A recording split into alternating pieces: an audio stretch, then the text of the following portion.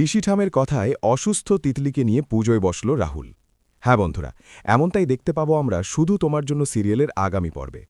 পুজো শুরু হওয়ার আগ মুহূর্তে তিলে এসে হাজির। পিসিঠাম্মিকে বিনয় সুরে বলে, পিসিঠাম্মি, পুজো কি শুরু হয়ে গেছে? তিলের মুখে এমন কথা শুনে সবাই অবাক হয়ে যায়। তিলের মা কাকিয়া বলে, শেষ করেছে। এই মেয়েটা আজকে একটা অনর্থক করেই ছাড়বে। না জানি আমার রাহি মেয়েটার কপালে আজ কি আছে বলে আফসোস করতে থাকে। এদিকে তিলেকে এমন করুণ অবস্থায় দেখে পিসিঠাম্মি বলে, সে কি, তুমি এই অবস্থায় কেন? তোমার বাড়ি থেকে জানালো তুমি অসুস্থ, তা বলে এই অসুস্থ অবস্থায় একা একা এসেছ কেন? পিসিঠাম্মির মন জয় করতে তিলি বিনয় সুরে বলে, আসলে পিসিঠাম্মি, আমার একটা অ্যালার্জির প্রবলেম হয়েছে। আজকে উপোস আছে তো, তাই মেডিসিনটা খেতে পারছি না। তিলি এমন কথা শুনে পিসিঠাম্মি মনে মনে খুশি হলেও রাহুল ভেতরে ভেতরে খুব রাগ করতে থাকে। এক পর্যায়ে পিসিঠাম্মিকে সব সত্যিটা বলতে গিয়েও বলতে পারে না রাহুল, কারণ পিসিঠাম্মি এ বাড়ির প্রাণ। তাই বাধ্য হয়ে তিলির এমন নাটক দেখতে হচ্ছে। এদিকে পিসিঠাম্মি তিলিকে বলে, তা এসেছ যখন এখানে, পুজো এসে বসো। তিলি যেতে বসলে ইচ্ছে করে রাহুলের সামনে পড়ে যাওয়ার নাটক করে। রাহুল সেটা বুঝতে পেরে তিলিকে না ধরে বরং সেখান থেকে সরে গিয়ে দাঁড়ায়। রাহুলের এমন কর্মকাণ্ড দেখে পিসিঠাম্মি ভীষণ রেগে যায় আর বলে, রাহুল, সে কি, তুমি ওর দিদির জামাই, ও তোমার বোনের মতো। বেচারি মাথা ঘুরে পড়ে গেল, কিন্তু তুমি ধরলে না কেন? রাহুলের এমন কাণ্ড দেখে তিলিও বুঝতে পেরে ভীষণ রাগ করতে থাকে। রাহুল বারবার পিসিঠাম্মির মুখের দিকে তাকিয়ে সবটা সহ্য করে যাচ্ছে। এদিকে পিসিয়ামিও নাছোড়বান্দা। রাহুলকে বলে, কই, নিয়ে আসোকে, ধরে নিয়ে পুজোয় বসে দেয়, দেখি। পিসিঠাম্মির এমন কথা শুনে রাহিও অবাক হয়ে তাকিয়ে থাকে। আর তিতলি মনে মনে ভাবতে থাকে, মিস্টার রাহুম রায়চৌধুরী, যতই তুমি আমাকে দূরে ঠেলে দেওয়ার চেষ্টা করো না কেন, তোমাকে আমি আমার করে ছাড়বই। আর তার জন্যই তো এই বুড়ো পিসিঠাম্মির সামনে এমন নাটক করতে হচ্ছে আমায়, বলেই একটা মুচকি হাসি দিতে থাকে। তিতলির ঠোঁটের কোণে সেই বাঁকা হাসি আর চোখের চাউনি দেখে রাহুলের রাগে গা জ্বলতে থাকে। পিসিঠাম্মির কথার অবাধ্য হওয়ার কোনো উপায় নেই, কারণ এই বাড়িতে পিসিঠাম্মির কথাই শেষ কথা। তাই বাধ্য হয়েই চরম বিরক্তি নিয়ে রাহুল এগিয়ে যায় তিতলির দিকে। দাঁতে দাঁত চেপে এমনভাবে তিতলিকে ধরে যাতে দূর থেকে মনে হয় সে সাহায্য করছে, কিন্তু ফিসফিস করে তিতলিকে কড়া গলায় বলে ওঠে, তোমার এই সস্তা নাটক হয়তো পিসিঠাম্মিকে বোকা বানাতে পারে, কিন্তু আমাকে নয়। এরপর যদি এই পুজোর মাঝে আর কোনো বাড়াবাড়ি করার চেষ্টা করো, তবে এই বাড়ি থেকে গলা ধাক্কা দিয়ে বের করে দেব। তিতলি রাহুলের এই কথায় একটুও ভয় পায় না, বরং সুযোগ পেয়ে আরও বেশি করে দুর্বলতার ভান করে রাহুলের গায়ে ঢলে পড়ার চেষ্টা করে। পিসিঠাম্মি দূর থেকে দেখে ভাবেন, বেচারি তিতলি বুঝি সত্যিই অসুস্থতায় একদম নেতিয়ে পড়েছে। রাহি একপাশে দাঁড়িয়ে এই গোটা দৃশ্যটা দেখছিল আর তার দুচোখ বেয়ে জল গড়িয়ে পড়ছিল। নিজের বোনের এমন নির্লজ্জ রূপ দেখে সে স্তব্ধ ও ব্যথিত। তিতলিকে নিয়ে এসে পুজোর আসনে বসানো হয়, কিন্তু তিতলি ইচ্ছে করেই রাহুলের ঠিক পাশ ঘেঁষে বসার চেষ্টা করে। তখন রাহুল আর চুপ থাকতে পারে না। সে সবার সামনেই রাহির হাত ধরে টেনে নিজের পাশে বসায় এবং স্পষ্ট গলায় বলে ওঠে, পিসিঠাম্মি, এই বাড়ির বড় বউ রাহি, তাই আমার পাশে বসে পুজো দেওয়ার এবং আরতি করার অধিকার একমাত্র ওরই।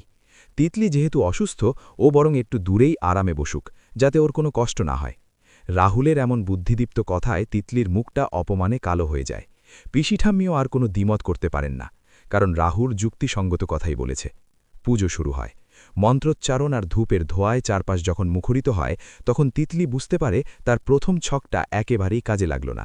তাই সে নতুন ফন্দি আঁটতে শুরু করে। হঠাৎ করেই সে পুজোর মাঝখানে বুকে হাত দিয়ে জোরে জোরে শ্বাস নেওয়ার নাটক শুরু করে। আমার খুব কষ্ট হচ্ছে পিসিঠাম্মি, আমার দম বন্ধ হয়ে আসছে, বলে সে রীতিমতো কান্না জুড়ে দেয়।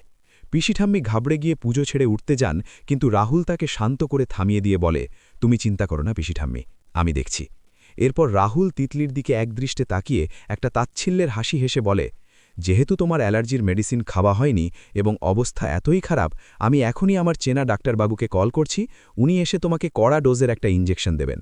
আর দরকার হলে এখনই নার্সিংহোমে অ্যাডমিট করে স্যালাইনের ব্যবস্থা করছি। শরীরের ব্যাপারে কোনো ঝুঁকি নেওয়া ঠিক নয়। ইঞ্জেকশন আর নার্সিংহোমের কথা শুনে তিতলির বুক কেঁপে ওঠে। সে খুব ভালো করে জানে ডাক্তার এলে তার এই মিথ্যে অসুস্থতার নাটক সবার সামনে ধরা পড়ে যাবে। তাই সে আমতা আমতা করে বলে ওঠে, না না, ইঞ্জেকশন দেওয়ার দরকার নেই, আমি একটু জল খেলেই ঠিক হয়ে যাব, আমাকে হাসপাতালে যেতে হবে না, আমি এখানেই বসব। রাহুলের এই বুদ্ধিমত্তায় রাহি কিছুটা স্বস্তি পায়। তিতলির মা কাকিয়া দূর থেকে মেয়ের এই চূড়ান্ত অপমান দেখে লজ্জায় মাথা নিচু করে থাকে। সে বুঝতে পারে তার মেয়ে আজ রাহুলের কাছে পুরোপুরি হেরে গেছে। তিতলি বাধ্য হয়েই চুপচাপ বসে থাকে, কিন্তু তার চোখের দৃষ্টিতে জ্বলতে থাকে প্রতিশোধের আগুন। সে মনে মনে প্রতিজ্ঞা করে, আজ তুমি আমাকে সবার সামনে ছোট করলে মিস্টার রাহুল রায়চৌধুরী, কিন্তু এর বদলা আমি নেবই। রাহিকে তোমার জীবন থেকে চিরতরে সরিয়ে দিয়ে আমি এই বাড়ির বউ হয়েই আসব। এটা আমার চ্যালেঞ্জ। পুজো শেষ হলে পিসিঠাম্মি সবাইকে প্রসাদ বিতরণ করেন। তিতলি প্রসাদ নিতে গেলে রাহুল হঠাৎ করেই তাকে আটকে দেয়। সবার সামনে রাহুল বলে ওঠে, তিতলি, প্রসাদ নেওয়ার আগে তোমার তো বিশ্রাম নেওয়া উচিত। তুমি ঘরে যাও, প্রসাদ তোমার ঘরে পৌঁছে যাবে। রাহুলের কথায় পিসিঠাম্মিও সায় দেন। তিতলিকে এক প্রকার বাধ্য হয়েই গেস্ট রুমে চলে যেতে হয়। সেখানে একা বসে তিতলির রাগে ফুঁসতে থাকে আর ঘরের জিনিসপত্র ভাঙচুর করতে শুরু করে। অন্যদিকে নিজের ঘরে ফিরে রাহি আর নিজেকে সামলাতে পারে না। রাহুলের সামনে কান্নায় ভেঙে পড়ে। সে রাহুলকে জড়িয়ে ধরে বলে, কেন এমন হচ্ছে আমাদের সাথে? আমার নিজের বোন আমার সংসার ভাঙার জন্য এত নিচে নামতে পারে, সেটা আমি স্বপ্নেও ভাবিনি। রাহুল রাহিকে বুকে টেনে নিয়ে সান্ত্বনা দিয়ে বলে, তুমি একদম ভয় পেও না রাহি। আমি থাকতে কেউ আমাদের আলাদা করতে পারবে না। তিতলির এই নাটকের শেষ আমি দেখেই ছাড়ব। ওকে আমি ওর আসল জায়গা চিনিয়ে দেব। ঠিক সেই মুহূর্তেই দরজার বাইরে থেকে কেউ একজন তাদের কথা শুনে ফেলে। সেটা আর কেউ নয়, তিতলি নিজেই। সে আড়ি পেতে সবটা শুনছিল। রাগে তার শরীর কাঁপতে থাকে। সে বুঝতে পারে সোজা পথে রাহুলকে পাওয়া বা রাহিকে সরানো সম্ভব নয়।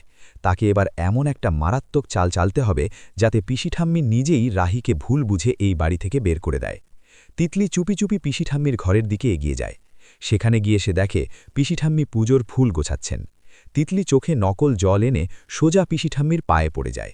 পিসিঠাম্মি চমকে উঠে বলেন, কি হলো দিবি ভাই, তুমি কাঁদছ কেন? শরীর বেশি খারাপ লাগছে?